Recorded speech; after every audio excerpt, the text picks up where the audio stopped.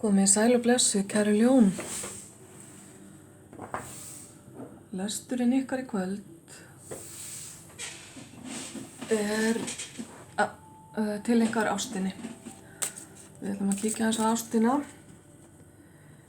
Ég er að taka þetta upp núna í svona bráðabirgða setti þangað til að ég set upp nýtt umhverfi. Það er langt síðan að ég fókuseraði á ástina í lestri. Ég er að prófa það núna og sjá hvort að tenging þín við einhvern annan komi upp. Sjá hvað er að gerast í þeim málum. Kæru ljón. Það byrjar á riddaranum á hvíta hestinum. Eins og hann oft er kallaður þessi.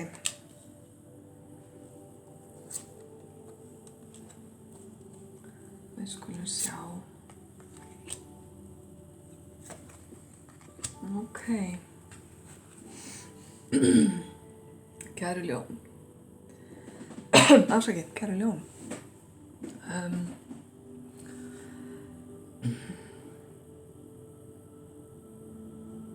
Skilaboð hér, einhvers konar tilboð, einhvers konar tækifæri sem að einhver hefur rétt að þér eða þú verið að bjóða einhverjum öðrum. Þetta tilboð byggist á tilfinningum, það byggist á einlægni og gagnkvæmum skilningi og það hefur ef til vill komið þér að óvörum, eitthvað sem hefur gerst skyndilega og þú hefur kannski ekki alveg verið tilbúin að taka á móti því. Allavega er einhver mótþrói hérna í gangi.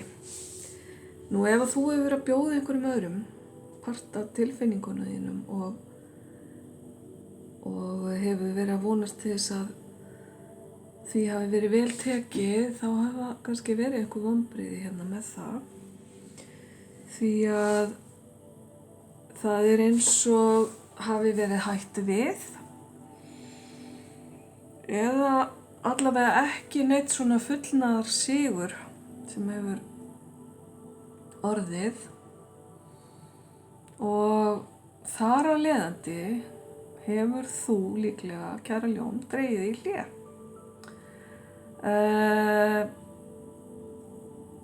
Stoltið þitt hefur líklega verið sært og þú í raun og veru ert búin að vera svolítið að sleikja sárin.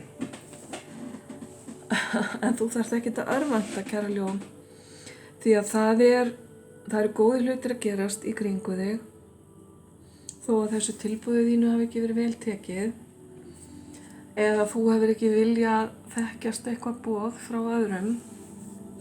Þá er eitthvað óvænt og skemmtilegt hérna á leiðinni til þín. Og mér sýnist að í þetta sinn er boðið veglegra eða eitthvað sem er meira þínu skapi. Almættið er hérna með í ráðum og er að bjóða þér eitthvað sem er svona, við skulum segja, stöndugra og meira áþreifanlegt. Kannski er það sem að vantaði í hitt boðið. Bara svo við tökum alla hliðar á þessu því að það er alltaf nokkrir sem eru að horfa á myndbandið og það er ekki sama saga sem passar við alla, að þá er hérna möguleiki á að þetta sé tilboð frá sama aðila. En í fyrra skiptið hefur það bara ekki verið búið að bakast nógu lengi eða þú hefur ekki verið tilbúin. En núna sýnist mér eins og tilboðið sé að sigla inn í stærra samhengi með stærra umfang, með meiri jarðbindingu og það getur verið að það sé eitthvað sem að, eins og ég sagði áðan, eitthvað sem að þig eða þú hefur verið að vonast eftir sem núna að koma. Ok, en hvað sem það þá gerist þetta óvænt og þetta bara skemmtilegt.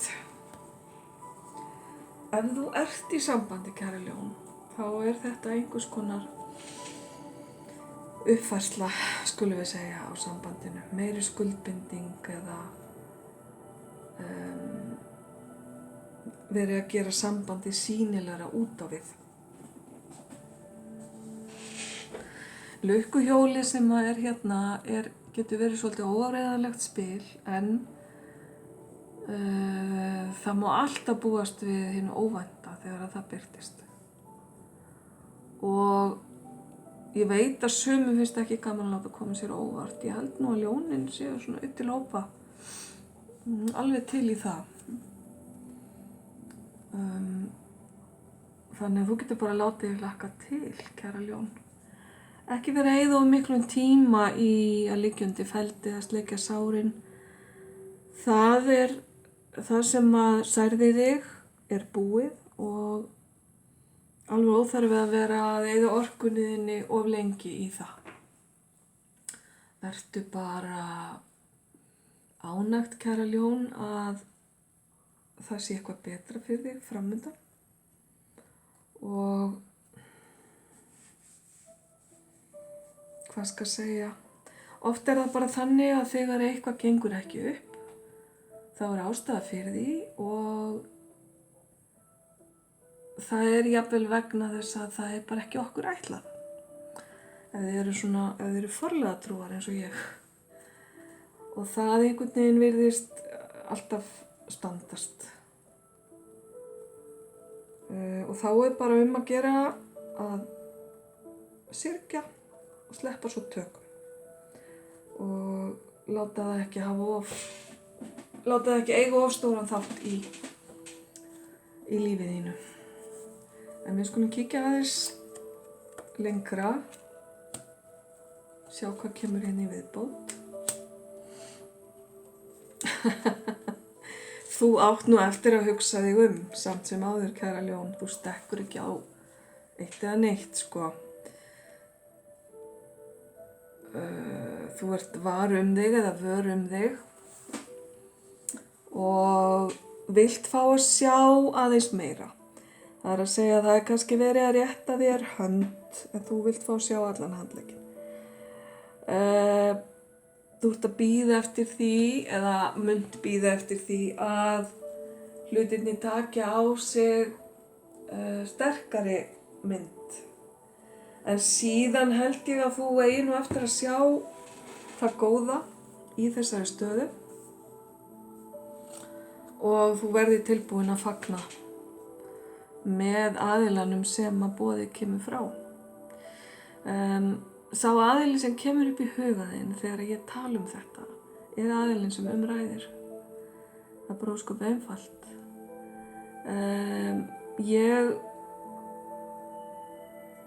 Jú, það eru aðeins meiri vísbendingar að hér sé karlmaður á ferðinni, eða karlorka skulum við segja. Og það stóð að það sé eitthvað algilt. En þú ert allavega að fara að fagna hérna í góðra vina hópi. Hvort sem að það trúlofunarveisla eða bara samkvæmi sem að þið eruð að fara taka þátt í. Það einhvers konar gleði og gleði sem að þið leyfið öðrum að eiga hlutdeild í. Og síðan hérna vísbending að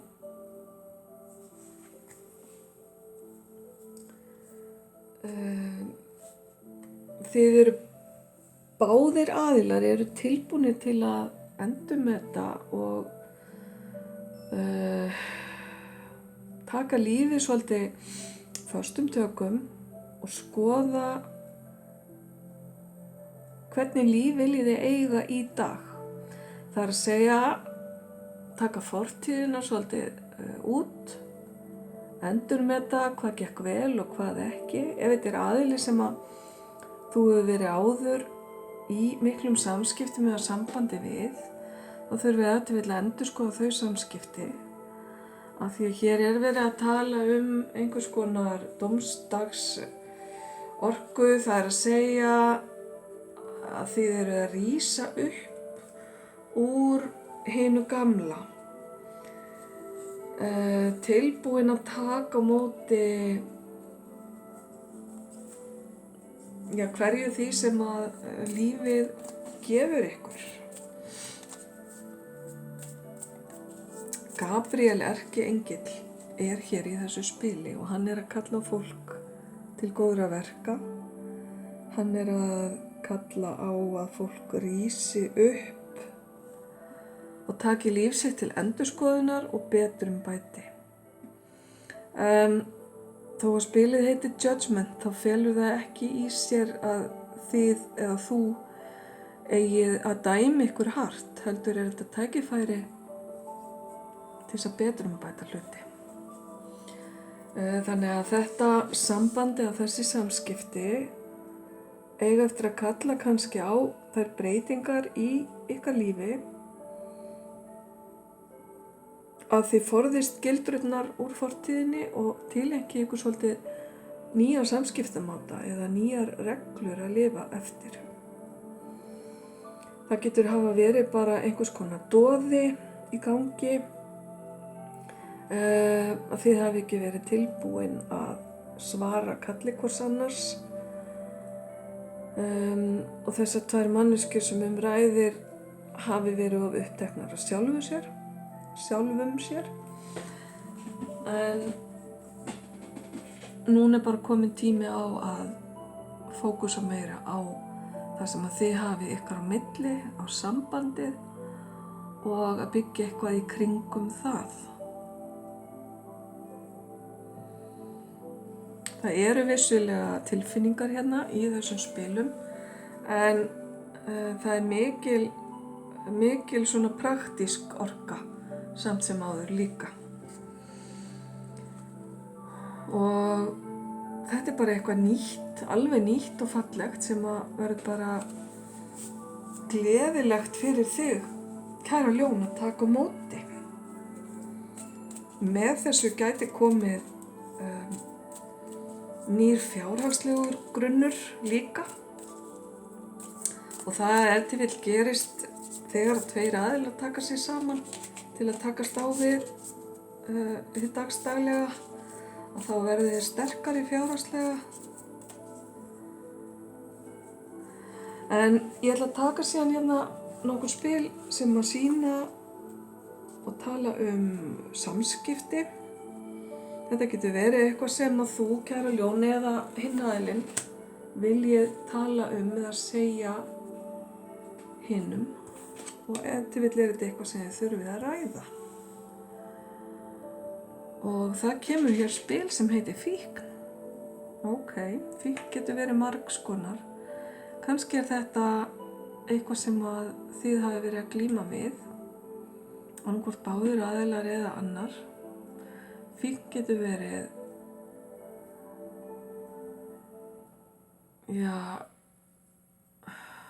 hvað ég var að segja? Fíkn getur verið í samskiptamunstri, þar sem að mikil meðvirkni er í gangi. Fíkn getur þetta tengst áfengi, eiturlyfjum, mat, einhvers konar óheilbrigðum áhugamálum sem að taka allan tíma og alla orku viðkomandi. Hvað sem það er, þá er þetta atriði í ykkar sambandi sem þarf greinilega að vera í forgrunni, það er að segja að leita sér aðstoðar við þessari fíkn. Hvað sem hún heitir. Fíkn getur líka falist í því að vera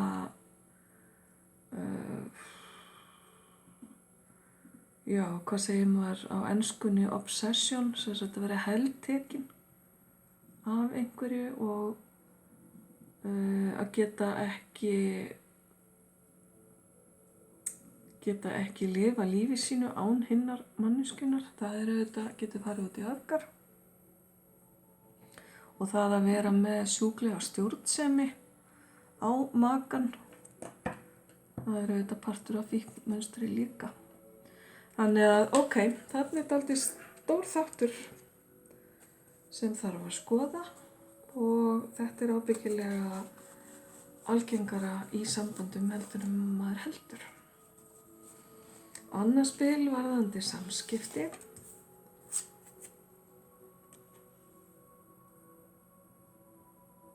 Það það að ákveða að taka ekki þetta samtal, ekki í dag.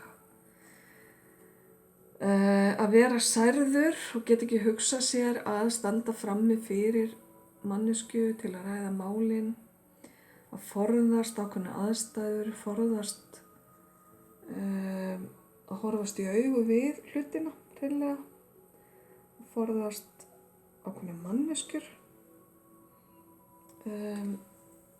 og halda í reiðina og vera með mjög óskýr mörk eða virða ekki sín eigin mörk. Þetta nokkuð konar svona afneitunarmunstur, forðunar og frestunar árátta og það að vinna ekki í hlutunum. Og þetta tengist auðvitað fyrri spilinu, fylgir fíknmönstri oft. Þannig að áfram erum við að tala dálítið stóra þætti sem að þarf að taka á til þess að hægt sé að byggja upp heilbrigt og gott samband. Kæri ljón, síðasta spilið sem ég tek hérna varðandi samskipti. Það hjarta með lykli og þetta spurning að hafa hjarta sitt opið, veita öðrum aðilanum lykilinn að hjarta sínu, opna hjarta sitt og vera hreinskilinn, vera einlægur, tjá tilfinningar sínar og þetta getur verið á báða bóga. Bæði getur þetta verið þitt hjarta, kæra ljón, eða hjarta hins aðilans. Og þá þetta spurning að því að nú tökum við þetta í samhengi. Þetta spurning að vinna í óheilbrigðum þáttum og óheilbrigðu samskiptamynstri ef að það til staðar og vinna að því að það að opna hjarta sitt fyrir hinum aðilanum sé sársaukalaust og sé eðlilegt og að það að opna hjarta sitt er alltaf áhætta. En þegar þú ert í heilbrigðu sambandi þá er það áhætta sem þú þarft að taka og treysta hinum aðilanum fyrir því sem að kemur upp. Þannig að það er greinilega svolítið að verkefnum framundan fyrir ykkur, kæru ljón, allavega mörg hver. Þetta þarf auðvitað ekki að eiga við alla sem að horfa eða hlusta á þetta myndband. Það er nú bara þannig, en þið finnið það sjálfu að þetta á við ykkar tengingar.